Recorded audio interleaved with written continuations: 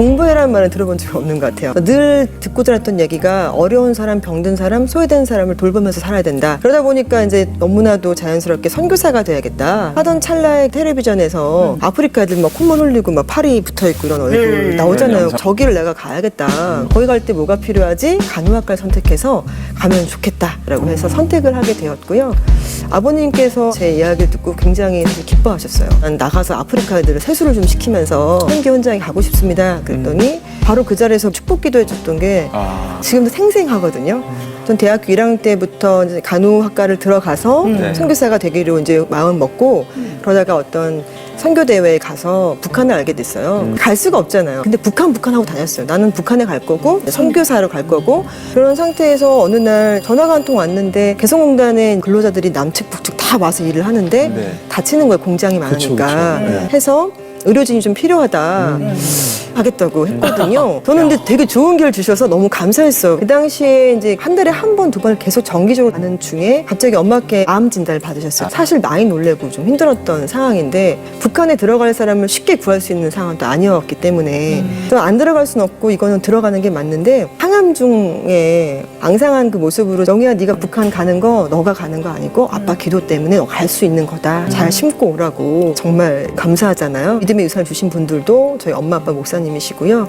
담당이 갔다 올 수 있도록 해주신 분도 저희 두 분 목사님의 큰 믿음 때문이지 않을까 생각을 좀 합니다. 제가 살아온 삶을 되돌아보면 부모님께서 뭐가 되라, 이렇게 되라, 저렇게 해라 하신 적이 없었던 것 같아요. 어떠한 사람이 되면 좋을지를 큰 그림을 그리게 하셨던 게 참 귀하고 소중했던 것 같아요. 비전을 바라보고 있는 건 제일 큰 축복이거든요. 맞아. 저도 병원에서 간호사 할 때 힘들었지만 내가 선교사로 나갔을 때 그때 쓰시려나 보다, 훈련인가 보다 하고 그걸 견뎌내면 내가 어딘가에서 아프리카든 북한에 가서 뭔가 할 수 있겠구나 이런 꿈, 비전 그거를 심어주는 것 그래서 그렇게 좀 전하는 삶의 한 모습이 되고 싶다는 생각이 들고 그리고 북한의 강호대학을 세우는 게 제 비전이에요. 처음에는 간호사로 이렇게 아픈 데만 약 발라주는 게 꿈이었지만 해보니까 사람을 키우고 제자를 있으니 왜 이렇게 훈련을 시켰는지 알겠더라고요. 북한의 강호대학을 세우고 거기를 통해서 우리가 더 많은 사람들 전할 수 있는 사람 훈련시킬 수 있는 그런 꿈을 꺼나갈 수 있도록 해주시면 좋겠습니다.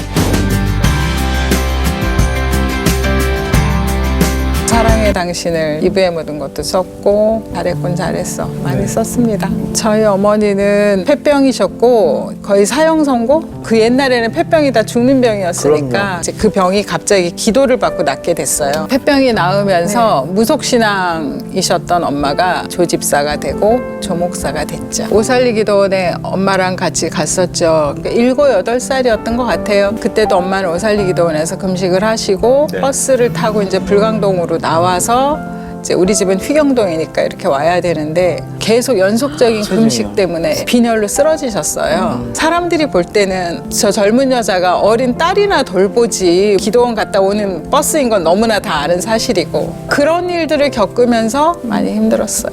한동안 교회를 안 갔어요. 저를 되게 챙겨준 교회 언니가 하나 있었는데 그 언니가 제 생일이라고 밥을 사주면서 한 번만 가자고 하는데 차마 거절을 못 하겠더라고요. 그래서 그 언니 때문에 남서울 교회를 그때 갔어요. 그때 거기가 박영선 목사님이 설교를 하고 계셨는데 박영선 목사님이 설명하는 하나님은 내가 생각했던 하나님하고 많이 다르더라고요. 박 목사님이 소개하시는 하나님을 만나면서 하나님과의 나의 첫 만남이 이제 시작이 된 거예요. 그래서 다시 바뀌기 시작을 했죠. 나중에 알겠더라고요. 저도 드라마를 써보면 이렇게 모든 불행은 주인공한테 집중되잖아요. 맞아요. 주인공은 이제 이혼하죠. 교통사고 나죠. 모든 불행은 다 주인공한테 가요. 배우들도 나를 믿고 오잖아요. 내가 이혼을 시켜도 교통사고 나서 막 병원에 쓰러져도 작가가 결국 나를 버리지 않을 거고 내가 주인공이고 내가 다 좋아지는 게 이 드라마의 끝일 거야 라는 걸 믿으니까 따라오는데 우리는 하나님을 믿는다고 하면서 여기가 끝인 것처럼 절망들을 한단 말이죠. 그래서 이제 후배들을 만나고 그러면 하나님 드라마를 가볍게 생각하지 마. 우리가 쓰는 드라마보다 훨씬 커. 하나님을 믿었던 그 믿음 그리고 하나님이 믿을 수 있게 그 지켜주심이 너무 감사한 경험이 되더라고요.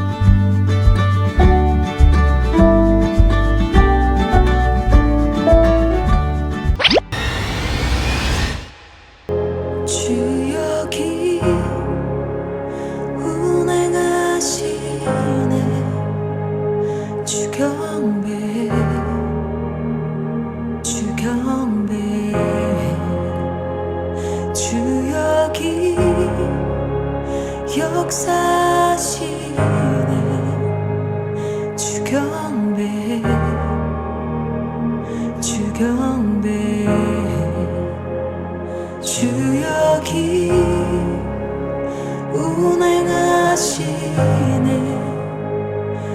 경배 주 경배 주 여기 역사시네 주 경배 주 경배 주님 세기를 만드시는 큰 기적을 행하시는 분 그는 우리 하나님 주는 약속을 지키시는 분 어둠 속을 밝히시는 빛 그는 우리 하나님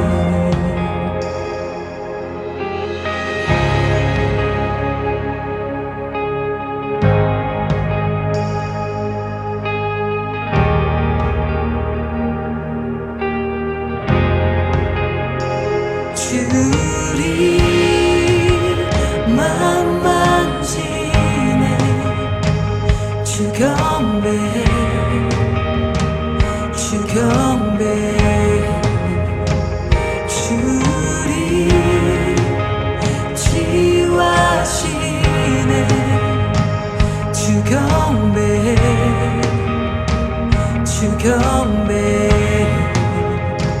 주리 새롭게 하네 주 경배 주 경배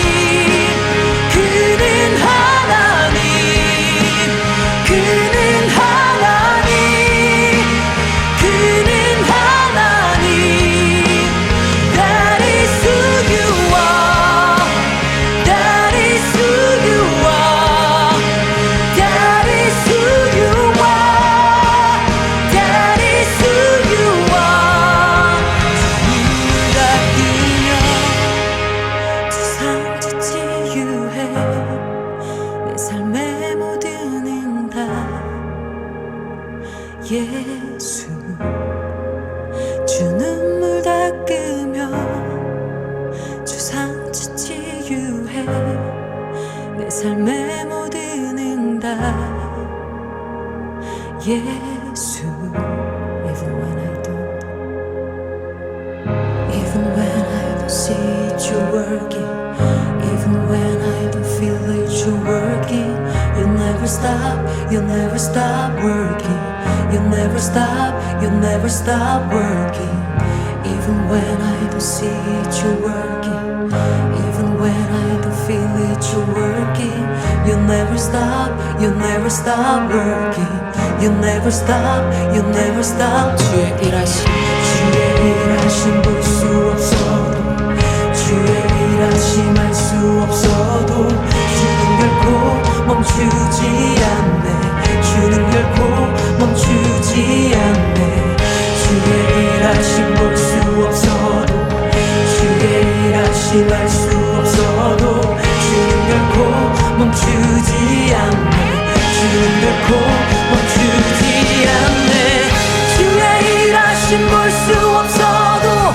주의 일하심 알 수 없어도 주는 결코 멈추지 않네 주는 결코 멈추지 않네 주의 일하심 볼 수 없어도 주의 일하심 알 수 없어도 주는 결코 멈추지 않네 주는 결코 멈추지 Waymaker, miracle worker, promise keeper, light in the darkness my God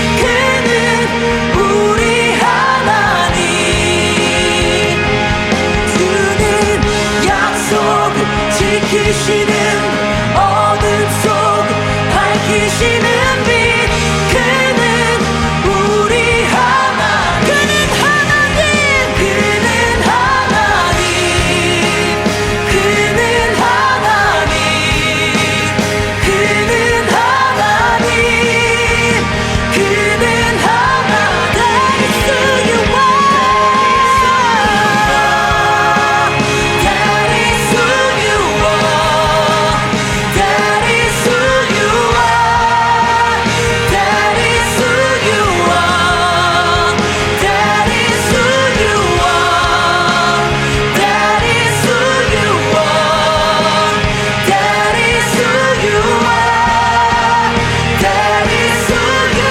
is who you That is who you are.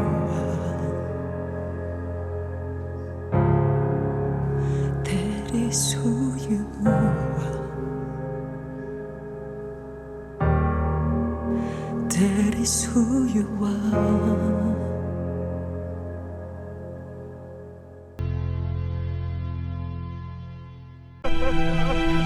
요셉이 그 형들에게 이르되 나는 요셉이라. 내 아버지께서 아직 살아계시니이까? 형들이 그 앞에서 놀라서 대답하지 못하더라. 요셉이 형들에게 이르되 내게로 가까이 오소서. 그들이 가까이 가니 나는 당신들의 아우 요셉이니 당신들이 애굽의 판자라. 당신들이 나를 이곳에 팔았다고 해서 근심하지 마소서. 안탄하지 마소서. 하나님이 생명을 구원하시려고 나를 당신들보다 먼저 보내셨나이다. 이 땅에 2년 동안 흉년이 들었으나 아직 5년은 밭가리도 못하고 추수도 못할지라. 하나님이 큰 구원으로 당신들의 생명을 보존하고 당신들의 후손을 세상에 두시려고 나를 당신들보다 먼저 보내셨나니, 그런즉 나를 이리로 보낸 이는 당신들이 아니요 하나님이시라. 하나님이 나를 바로에게 아버지로 삼으시고 그 온 집의 주로 삼으시며 애굽 온 땅의 통치자로 삼으셨나이다.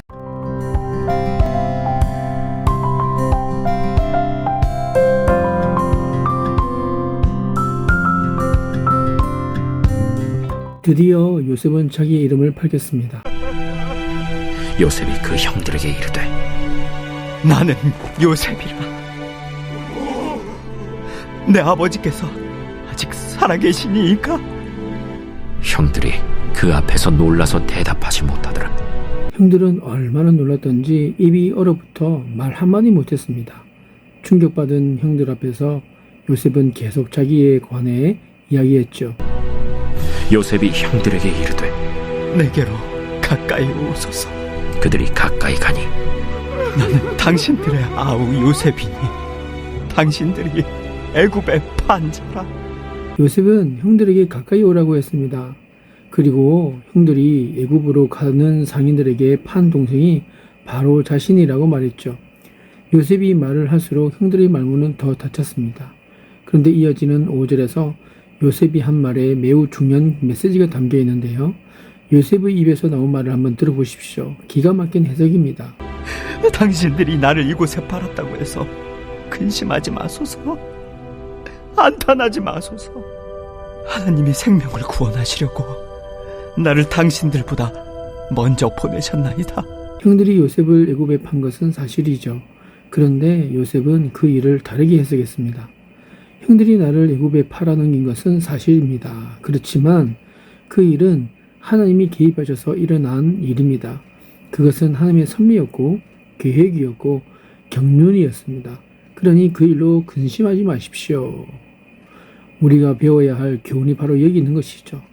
여러분 조금 더 보겠습니다. 이 땅에 2년 동안 흉년이 들었으나 아직 5년은 밭가리도 못하고 추수도 못할지라. 하나님이 큰 구원으로 당신들의 생명을 보존하고 당신들의 후손을 세상에 두시려고 나를 당신들보다 먼저 보내셨느니 그런즉 나를 이리로 보내니는 당신들이 아니요 하나님이시라. 하나님이 나를 바로에게 아버지로 삼으시고 그 온 집의 주로 삼으시며 애굽 온 땅의 통치자로 삼으셨나이다. 요셉은 가장 비참하고 불행한 사건을 하나님의 사건으로 바꾸었습니다. 견딜 수 없는 사건, 치워버리고 싶은 사건을 축복의 사건으로 해석했습니다. 할렐루야! 이것이 믿음이죠. 이것이 꿈을 가진 사람, 믿음을 가진 사람의 모습인 것입니다.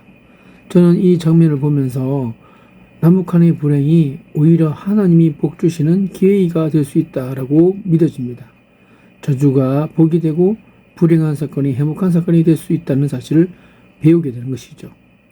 요셉의 해석은 좀 더 확실해졌습니다. 지금 흉년이 2년째인데 앞으로 5년 더 이어질 것입니다. 하나님은 이 사실을 아시고 형들의 손을 통해 나를 애굽으로 보내셨고 이곳의 최고 실력자가 되게 하셨습니다. 이는 아버지와 형들을 보호하게 하시려는 하나님의 섭리였습니다. 여러분, 억지 아닙니까? 아무리 봐도 이것은 억지 해석 같습니다. 그 사건을 이렇게 자연스럽게 해석하기란 정말 어렵습니다.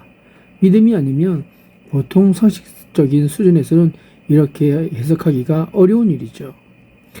이성적이고 상식적이고 합리적인 세상에서는 우리가 그렇게 살 수밖에 없습니다. 하지만 하나님을 믿고 하나님의 음성을 듣고 살면 모든 불행한 사건이 복된 사건으로 바뀌게 될 줄로 믿습니다. 믿음은 사건을 해석할 수 있고 사건을 바꿀 수 있습니다. 저주를 복으로 바꿀 수 있고 불행을 행복으로 바꿀 수 있습니다. 우리 주변에 있는 모든 사건이 이처럼 복된 사건으로 변할 수 있게 되기를 바랍니다. 이것이 바로 하나님의 섭리인 것이죠. 하나님의 섭리는 미리 알 수 없습니다. 하나님의 섭리, 하나님의 예정, 하나님의 경륜은 속성상 시간이 지나봐야 알 수 있죠. 그 대표적인 예가 바로 노아의 방주입니다. 노아는 산에다 방주를 지으라고 하시는 하나님의 음성을 들었습니다. 이해할 수가 없었죠. 바다에다 밭 넣으라고 하셨으면 이해할 수 있었을 텐데 산에다 지으라니 이건 말이 안 되는 것이고 이해할 수가 없었던 것입니다. 그러다가 배를 만들려고 하면 쉬웠을 텐데 방주라니요. 듣도 보도 못한 그런 배 아니었습니까? 상전 보지 못한 이상한 모양이었습니다. 방주는 그 길이가 축구장만 했고 돛이나 밖을 볼 수 있는 창문도 없었으니 이상하기 그지없었을 것입니다. 왜 하나님은 이 같은 방주를 만들라고 하셨을까요? 노아는 아무리 생각해도 해석할 수가 없었습니다. 하나님의 경륜은 미리 알 수 없습니다. 하나님이 우리에게 주시는 비전도 그렇습니다. 노아가 언제 이 비밀을 알았습니까? 대홍수가 난 후에야 알 수 있었죠. 방주의 크기는 해일이 나고 지진이 났을 때 뒤집히지 않는 크기였습니다. 왜 하나님이 창문을 내지 말라고 하셨을까요? 만약 창문이 있었다라고 하면 150일 동안 보이는 것이라고는 시체뿐이었을 것입니다. 만약 노아와 그 가족들이 그 많은 시체를 보았다면 질려버려서 살 수가 없었을 것입니다. 그래서 하나님이 가리신 거죠. 그리고 천장에다 창문을 만들어 놓으셨습니다. 방주에는 동력이 없었죠. 돛도 없었습니다. 노아는 하나님이 바람으로 방주를 움직이신다는 사실을 나중에 알았죠. 누가 이런 것을 미리 알 수 있겠습니까? 이것이 바로 하나님의 경륜과 섭리, 하나님이 주신 비전인 것입니다. 하나님이 왜 나를 병들게 하시고 이런 고통과 어려움 가운데 두시는지 지금은 모릅니다. 그래서 필요한 것이 두 가지가 있죠. 하나는 믿는 것이고 또 하나는 순종하는 것입니다. 때가 되면 하나님의 비밀을 알게 되는 것이죠. 이것이 하나님의 섭리요 경륜입니다. 하나님의 경륜과 섭리는 우리 이성과 상식을 뛰어넘습니다. 그러니 여러분 두려워하지 마십시오. 이해되지 않아도 괜찮습니다. 사람들이 동의하지 않을지도 모릅니다. 미친 사람이라는 말을 들을지도 모릅니다. 그렇습니다. 정말 기도하는 사람은 세상 사람들이 볼 때 미친 사람인 것입니다. 우리가 사는 방법은 세상과 너무 달라서 세상 사람들이 이해할 수 없는 것이죠. 그러나 여러분, 우리의 삶을 인도하시는 분은 하나님이라는 사실, 그 하나님을 크게 보는 믿음을 가지고 그리고 우리가 그 하나님 앞에 나아가고 순종할 때 하나님의 큰 역사를 보게 되는 은혜를 경험하게 될 줄로 믿습니다. 그 믿음의 역사, 하나님의 역사의 주인공이 저와 여러분이 될 수 있게 되기를 예수님의 이름으로 축복드립니다. 기도하겠습니다. 우리를 택하시고 이끌어주시는 하나님, 오늘의 일상 속에서 하나님께서 우리와 함께 하신다는 그 약속을 믿습니다. 하루를 계획하고 보냄받은 일상을 살아갈 때 우리 안에 있는 기대감과 불안함, 감사와 불만, 그리고 도전과 스트레스를 하나님과 함께하며 이런 모습 그대로 하나님과 함께 오늘을 살면서 다만 하나님의 사랑과 은혜 가운데 행할 수 있도록 인도하여 주시옵소서. 우리의 참 인도자이신 하나님, 말씀을 통해서 또 우리를 둘러싼 환경과 함께하는 이들을 통해 하나님께서 우리를 인도해 주신 것을 믿습니다. 오늘도 우리 계획과 예상, 기대를 넘어 일하실 하나님을 신뢰하게 하여 주시고 만나야 할 사람을 만나게 하시고 예상치 못한 어려움 가운데서도 인도해 주시며 새로운 기회를 열어주시고 우리 계획과 통제를 벗어나는 일들 가운데 하나님 안에서 평안을 더하여 주시고 그 가운데 우리가 마땅히 가져야 할 지혜와 또한 하나님을 향한 우리의 순종을 할 수 있도록 용기와 결단을 할 수 있는 은혜를 허락하여 주시옵소서. 그리고 하나님, 무엇보다 우리 안에 기도하는 삶이 깃들 수 있도록 역사하시고 인도하여 주시옵소서. 오늘도 하나님께서 보내신 세상 속에서 소금과 빛의 역할을 감당하여 부족함 없도록 하나님께서 은혜를 베풀어 주시고, 특별히 오늘은 수요 예배가 있습니다. 수요 예배 가운데 하나님께서 기름 부어주시고 은혜를 베풀어 주셔서 하나님의 임재와 능력과 하나님의 거룩한 목적을 발견하는 귀한 시간 될 수 있도록 인도하여 주시옵소서. 모든 걸 주 앞에 맡겨드리며 이 모든 말씀 우리 주 예수 그리스도의 이름으로 기도드리옵나이다. 아멘.